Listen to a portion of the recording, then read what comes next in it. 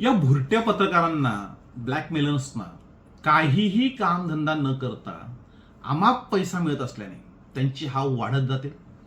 मग ते रोज नवीन नवीन विषय शोधून काढतात आणि इतरांनाही ब्लॅकमेल करायला सुरुवात करतात.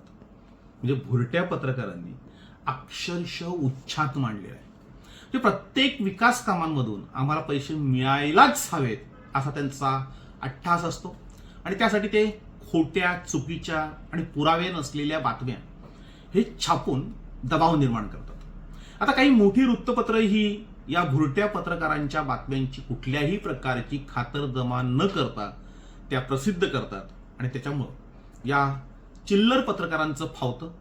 काहीही कामधंदा न करता भ्रष्ट अधिकाऱ्यांच्या जीवावर ते आलिशान जीवन जगतात आणि म्हणून भ्रष्ट अधिकाऱ्यांनी आता सुधारायला हवं. त्यांनीच जर भ्रष्टाचार केला नाही तर या ब्लॅकमेलर्सना कुणीही पैसे देणार नाही.